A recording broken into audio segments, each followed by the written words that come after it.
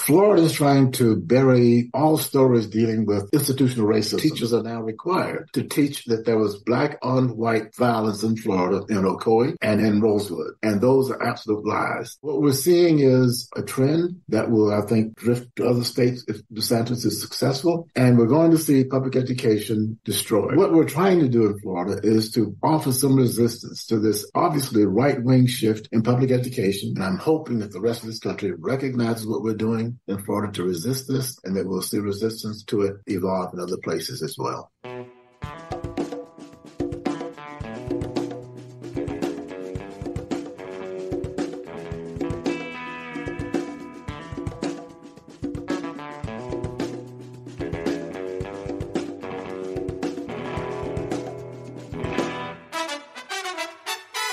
Welcome to episode 169 of the Refuse Fascism podcast, a podcast brought to you by volunteers with Refuse Fascism. I'm Sam Goldman, one of those volunteers and host of the show. Refuse Fascism exposes, analyzes, and stands against the very real danger and threat of fascism coming to power in the United States. In today's episode, we're sharing an interview with Dr. Marvin Dunn discussing teaching Black history in defiance of Governor Ron DeSantis' white supremacist curriculum changes and standing up against the new Department of Education standards on slavery. Before we get into it, if you value this pod that brings you experts, scholars, stories of resistance and analysis on the roots, nature, and trajectory of the very real and present danger of fascism, you're just not going to get anywhere else. Please give us 5 stars wherever you get your pods. Review the show on Apple Podcasts or your listening platform of choice. Share with everyone in all the creative or not so creative ways you can think of. And of course, follow, subscribe so you never miss an episode. We got some sweet comments on the YouTubes this past week that I gotta share with you, dear listeners, regarding last week's episode, our interview with Mike Rothschild. Bill commented, "Sam and friends, you did it again. I now have 2 more books to add to the Mount Everest of books to read. This is the one podcast I listen to first. Bad for my blood pressure, but oh, how it feeds my brain." Thanks, Bill. I think that we're going to give you a couple weeks off from new books to add, so we're trying. After listening to The Court is Wrong, Colorblindness Serving White Supremacy, which was uploaded August 13th, Snow Shadow HF commented, "Every Refuse Fascism podcast I've ever heard has taught me something new, giving me insights into the arguments and objectives of key players in decision-making. Madiba Denny breaks down the conservative rhetoric used in the latest college admissions ruling, as well as its potential reach and effects on people of color. Getting to hear a quote from Justice Sotomayor is a great bonus." Thanks for sharing your thoughts, Snow Shadow HF. If you listen on the YouTubes, be cool like Bill and Snow Shadow HF and comment like they did. Thanks to everyone who already does that weekly. Give the pod a thumbs up and share. Be sure to hit the bell so that you subscribe so you never miss an episode. Okay, y'all. It's back to school season. It's a back to school episode, and students and teachers, when they return to school, are walking out into a battlefield, ready or not. There is a Christian fascist assault on public education. As documented by PEN America, there, quote, is a nationwide effort to foment anger and anxiety about public education, to restrict or prohibit instruction about race, sexuality, and gender, and to ban books that address these topics. Taken as a whole, it is a multifaceted campaign to chill the freedom to read, learn, and think in public education through legislation and intimidation, end quote. In their latest report on educational intimidation, how, quote-unquote, parents' rights legislation undermines the freedom to learn, published August 23rd. They detail the legislation sweeping state houses.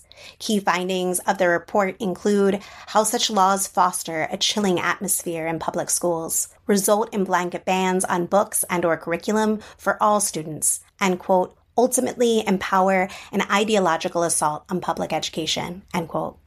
In addition, the report details the rise of educational intimidation bills aiming to restrict LGBTQ plus representation and expression in public schools in particular, doing so by discouraging discussions of gender and sexuality, banning preferred pronoun use, and instilling mandatory reporting mechanisms for parents to be alerted of perceived changes to students' gender identity or sexual orientation.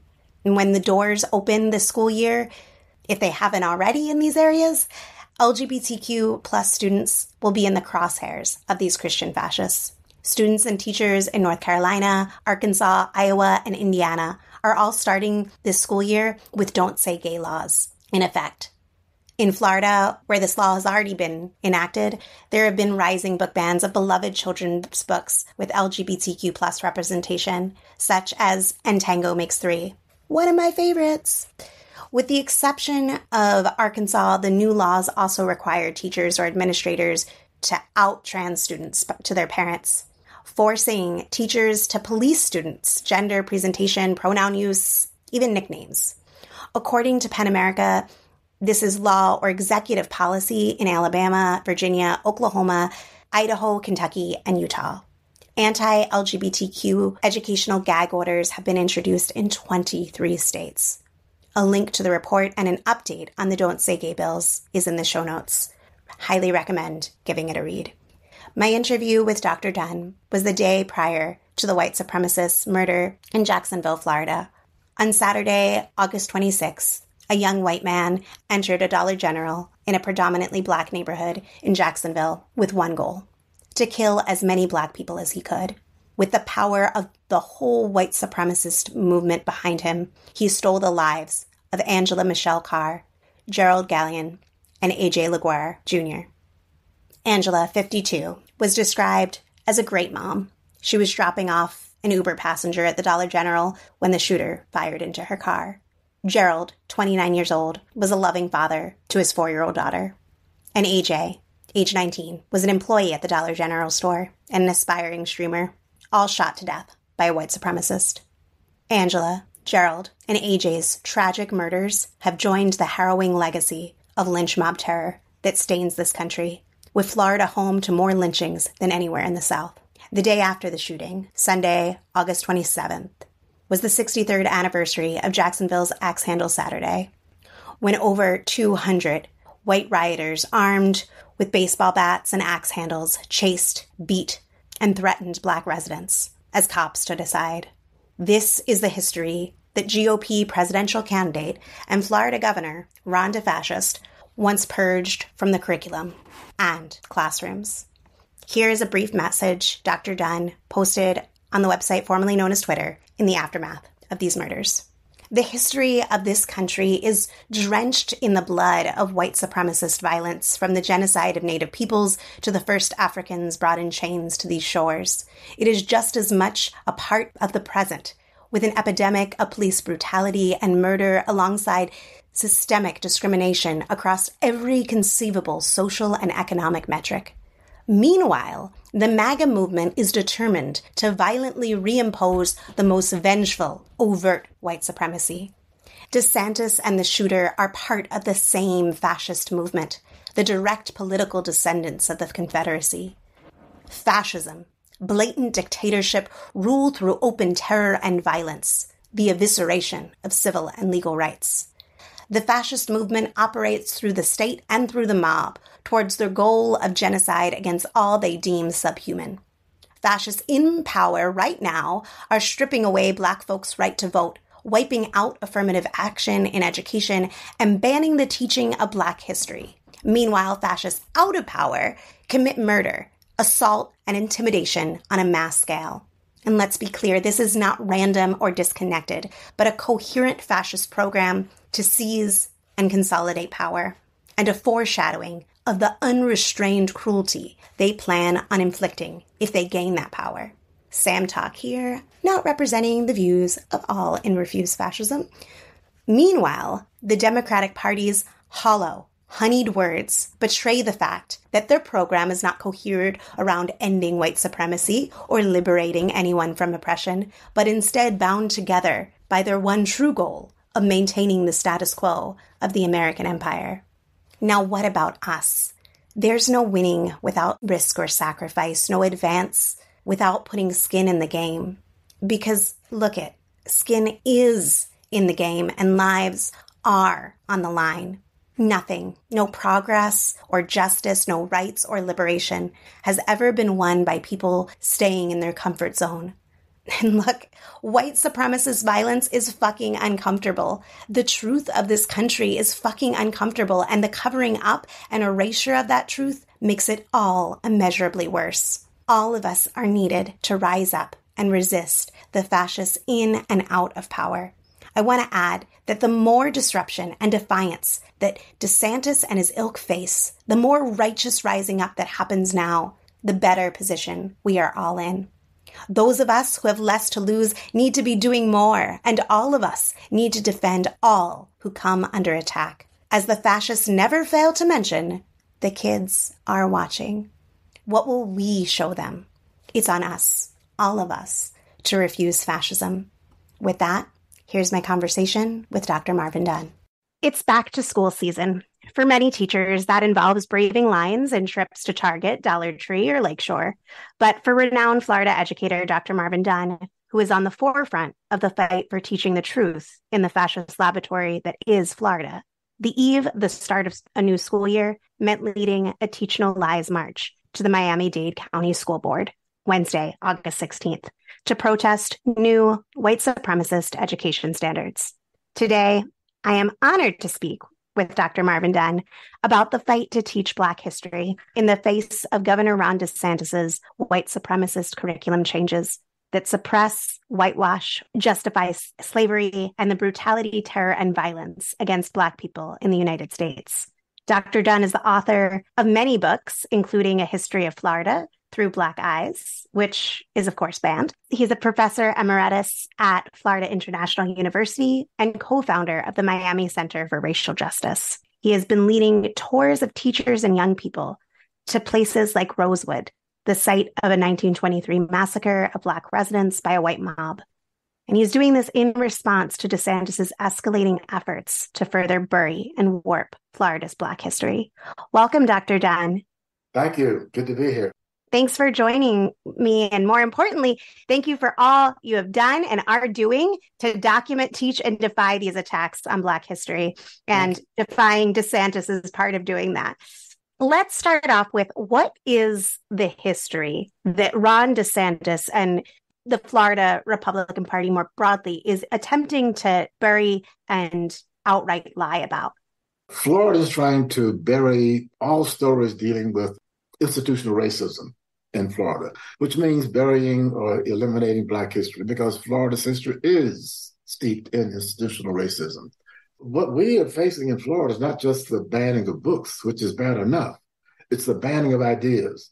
If you say, for example, we will not allow the idea of institutional racism to be taught in Florida schools, you don't need to ban books. The banning of books will just follow naturally.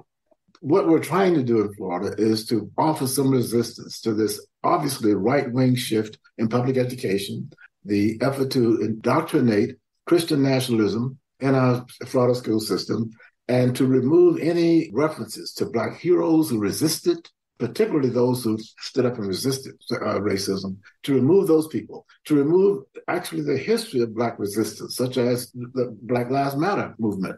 Why are they taking that out of the teaching of Samist in Florida?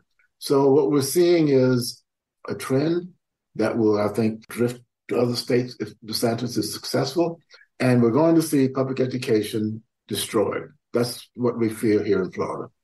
I really appreciate the way that you were putting what is at stake being whether or not we have public education, and the role of erasing not just the history, but as part of the history, those who imagined that the world could be more just, that the world could be better, and therefore took action, the erasing of the public imagination that things could change, that things could be better, and how damaging that is. They take away the heroes our kids need to identify with, those who stood up and fought and represented our race during these very, very terrible times in Florida. So why take them out of the history books? Because there is fear that knowledge will lead to resistance, particularly to what we see happening in our school system that's being pushed by Republicans. It's a terrible situation in the sense that our students in Florida are going to be miseducated.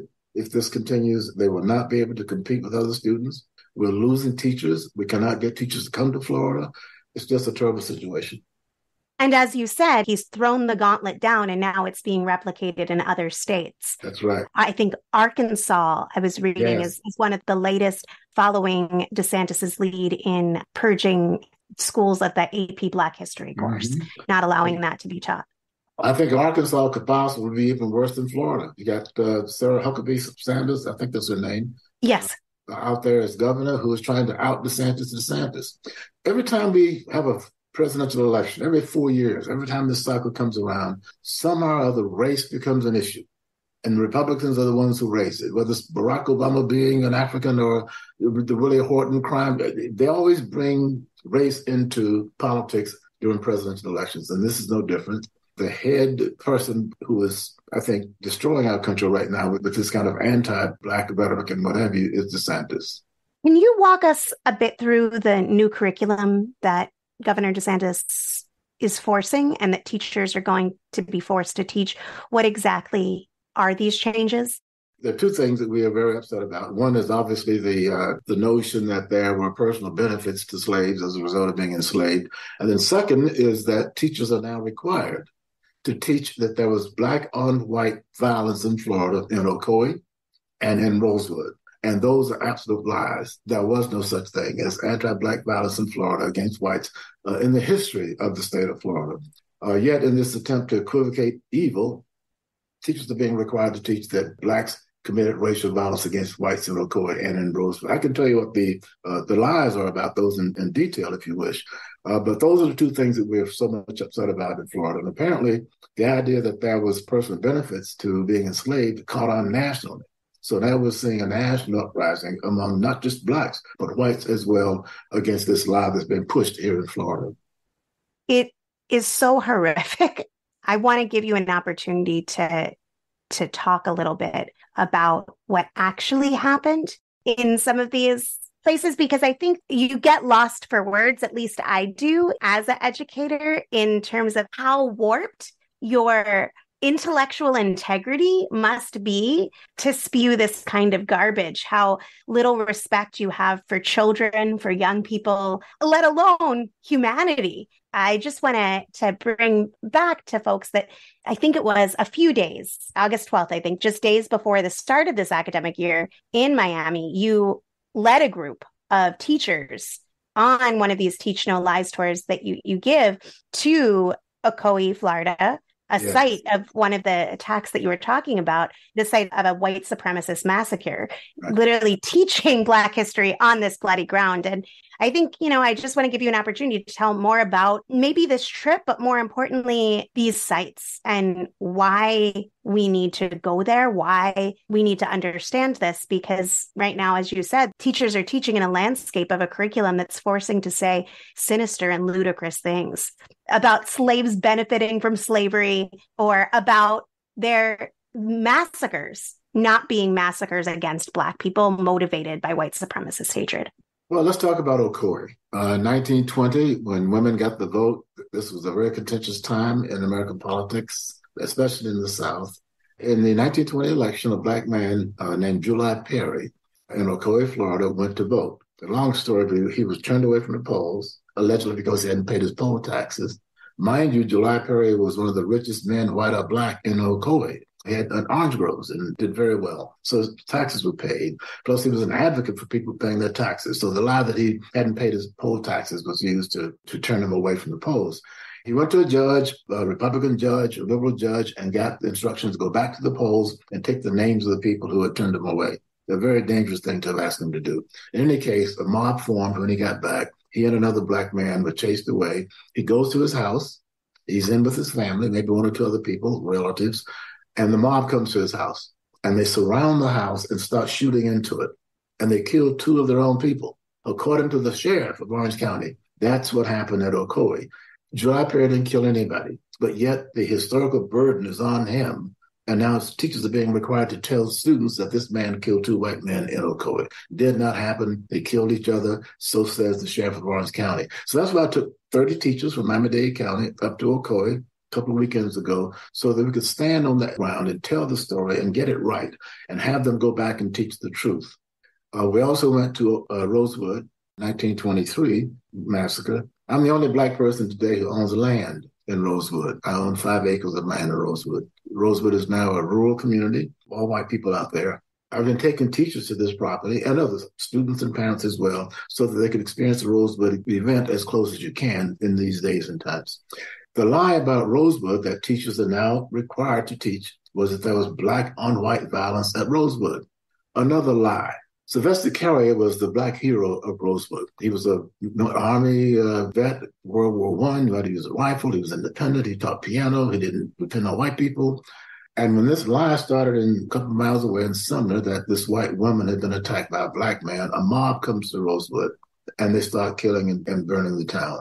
They come to the Carrier home, and Sylvester Carrier is there. It's his mother's house, actually, 2-story home, one of the nicer homes in Rosewood. And he's there with his family, his mom, kids upstairs, and the mob comes.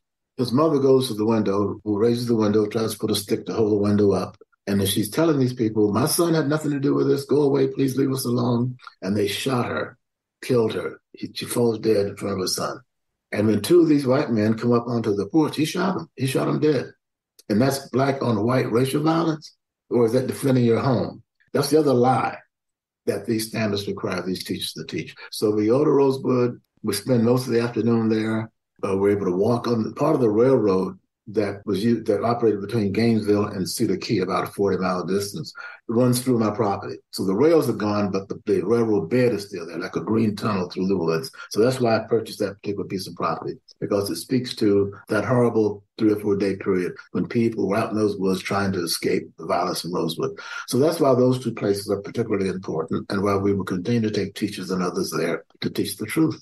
I can only imagine how powerful of an experience that is for students and teachers alike that are able to go with you on these tours. And I'm wondering, what impact have you begun to see in these tours with maybe what teachers have been able to go back and do with it, or transformations that you've seen on the spot amongst young people's understanding? Yeah, it's too early to say what teachers can and will do with it when they go back into the classrooms. They've just gone back now.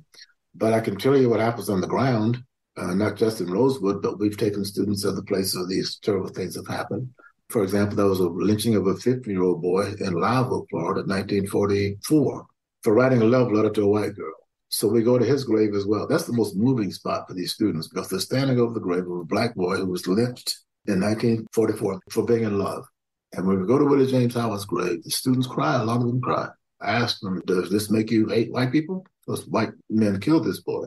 No, they say. I've not had a student yet tell me that what they see on these tours brings anger to them. They say that they're angry that they didn't know about these things beforehand, that they weren't taught these things in school. But are you angry at white people? No, Dr. Dunn. We're angry because they're not teaching us the truth. People go to these places with me. We pray, we sing. Some people cry. We touch the stone. To me, that's meaningful, to touch the gravestone. And then we go to another such place. I'm doing this because if we don't, this history is going to be lost. If we don't keep at least a little piece of land in Rosewood, that history is going to be lost. So I've told my children, if you sell my land, I'm going to come back from my grave and haunt you. Don't be selling my 5 acres. I think that what you're doing is incredible, is brave. There needs to be a lot more Dr. Dunns going out and doing this all over the country, because unfortunately... You know what the problem is here in Florida? Teachers can't come out and do this. And a lot of folks, and mine in particular, work for the state government, the county, the city. People are not free to do what I'm doing. DeSantis does not affect my paycheck. I'm retired. I get my check every month, whether he likes it or not. Folks have mortgages. They have kids in college. They can't get out and do what I'm doing. So I'm not trying to hold myself up as being some sort of an unusually brave person. I respect the fact that this terror in Florida that this man has brought is having the effect of silencing people whose voices should be heard, particularly educators. Absolutely. I will say that nationwide, we're also facing a lot of self-censorship, where in states where there is a little bit more freedom and it isn't as fully clamped down as in Florida, teachers, and I say this is one of them, have self-censored. And I think that with as much at stake as there is, I don't want to tell people that there will be no risk, that there will be no consequence, but there will be a terrible consequence for future generations if at least some of us don't take that risk. So it's a balancing, and I'm not telling people to go and get fired or to take risks that they can't take, but some of us do need to be speaking out in this moment, or not only will the students that we're teaching right now suffer, but students for generations. And a history lost, as much as that history was ever taught, which we could argue about whether we ever taught it. But I think that that's not delicate balance, but that is the situation that as educators we're in right now. And we have, of course, the influence of Prager University. I don't know if you've heard about Prager. That's a private educational firm that produces right-wing videos for actually all ages of kids, but mainly for lower grade levels. That's now in Florida. These videos are now approved for use in schools in Florida. Among the things that they do is to press the idea that we're a Judeo-Christian nation. The problem with that is you need to go further than saying we're just a Judeo-Christian nation. There are folks who are Americans who are not Jewish or Christian, and they're Americans. So the fact that most of us are one or the other doesn't mean we should define ourselves as a Judeo-Christian nation and leave others excluded. And that's one of the things these videos do. They push the narrative that this is a Christian country and that we stand by Christian values and principles. And I'm a Christian, but I have friends who are not Christian, and I respect that. One of the videos, I have to speak to this one video, has Columbus, it's a cartoon, telling kids that it was better to be a slave than to be killed. How the hell does he know? But that's one of the Prager University videos that kids are being. Another one has Frederick Douglass, again, a cartoon, telling kids that the gradualism is best. Don't press for change too quickly. It's best to go slowly to get social change. Where is this stuff coming from? Why are we having our students subjected to this kind of fascist, right-wing, neo-Nazi education? Because that's what DeSantis is. That's what the right wing of the Republican Party is. And that's what's poisoning the schools in Florida and will poison schools elsewhere if I stop it. You know, one of the things that I saw that you're doing, which makes me smile, is that you are going to be teaching a Black history class this fall at New College. New College, for listeners, was a progressive college in Florida that was taken over by DeSantis. And since that happened, there was a mass exodus of professors out of fear, and you're going to teach a Black history class. What is that going to be like? I wrote the president of New College a letter months ago asking if I would be allowed to teach a course for free on Black history. Never got a response. I connected with a number of faculty at New College, including one of the ones that was fired, who now works part-time for our nonprofit. The group of faculty have agreed to have this course, Black American History, taught this coming fall for credit at New College. And it doesn't matter if we have a room or not. As I've said, I'll teach the course in the parking lot if I have to. We will defy DeSantis at New College. We will have the course offered at New College. I'm going to take New College students and faculty. I'm going to teach the Truth Tour. I'm even planning to take New College students and faculty to New York City to study Black art and entertainment. We're going to lavish attention on New College because that's where DeSantis says woke goes to die. Well, woke would do very well at New College. Actually, the students coming back to campus as we speak. So it's going to be a great semester at New College. Are you ever afraid, Dr. Dunn, given the mob that they've unleashed? How do you handle that? Well, as I said, I own property in Rosewood, and back in September, I had a conflict with my neighbor across the street who tried to run me down, and some folks who were with me with his truck. This is back in September. He got charged with using this vehicle as a weapon, and he got charged with 6 counts of hate crime. He was just convicted the week before last in Gainesville by an all-white jury, and he's out on bond. He's going to be sentenced in October. He has a very large family. He's a very wealthy person. This is a rural area.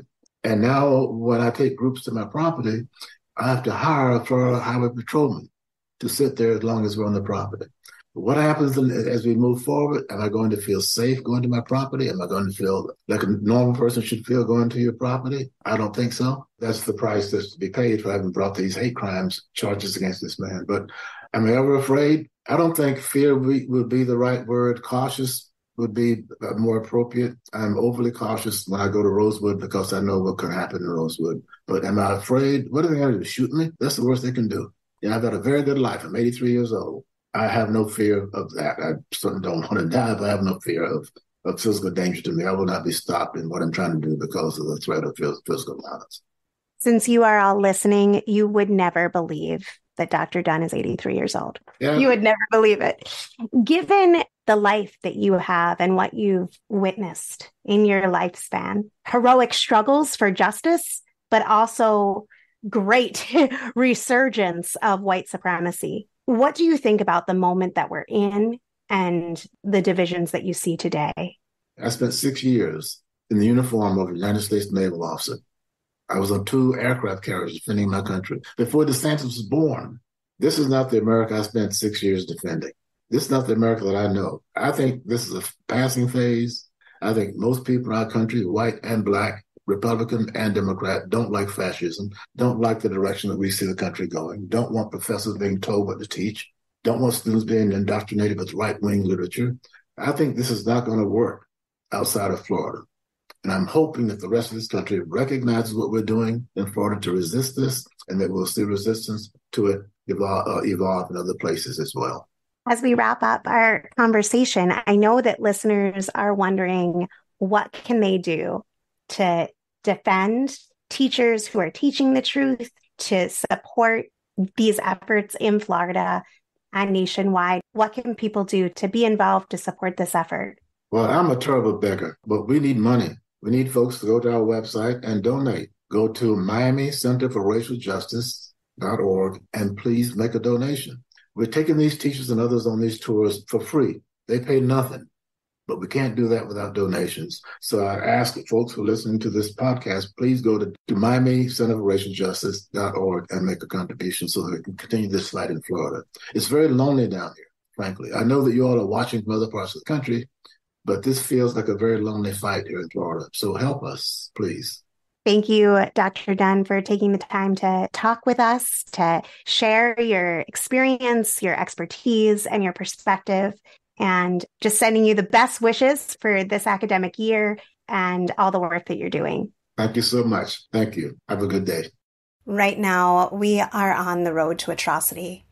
We don't need to stay on that road, but we do need to acknowledge the road that we're on. This road to atrocity is paved with, it could never happen here. The people aren't or couldn't become that bad. We are confronted by the most dangerous myth in world history, that pernicious American exceptionalism that deludes itself into thinking, we can't, we wouldn't, we aren't, even though this is the same country that did and is and only exists because of all that. This is a nation birthed from genocide of Native people, a country that gained its wealth from chattel slavery and its standing in the world through constant wars for empire.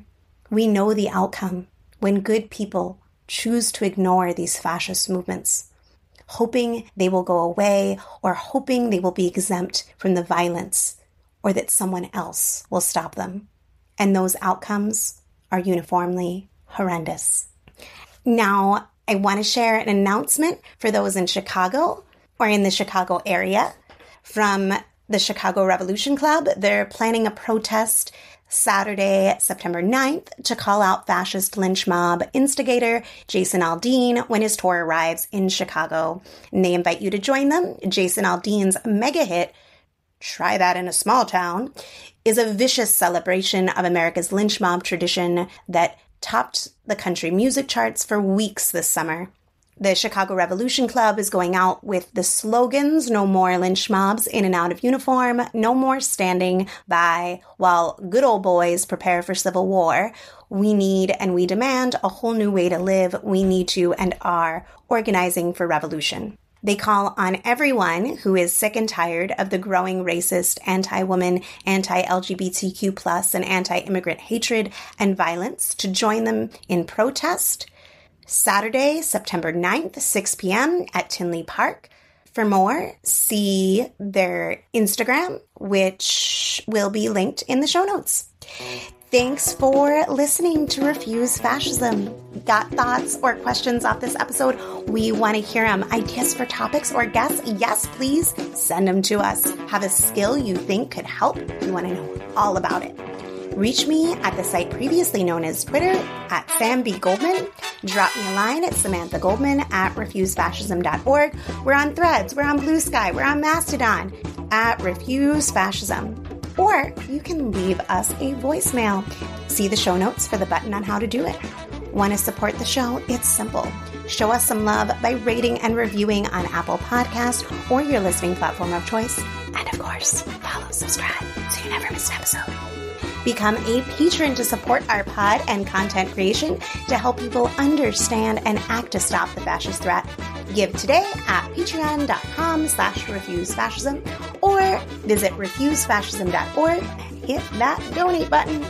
Much thanks to Richie Marini, Lena Thorne, and Mark Tinkelman for helping produce this episode. Thanks to incredible volunteers, we have transcripts available for each show. So be sure to visit refusefascism.org and sign up to get them in your inbox. We'll be back next Sunday. Until then, in the name of humanity, we refuse to accept a fascist America.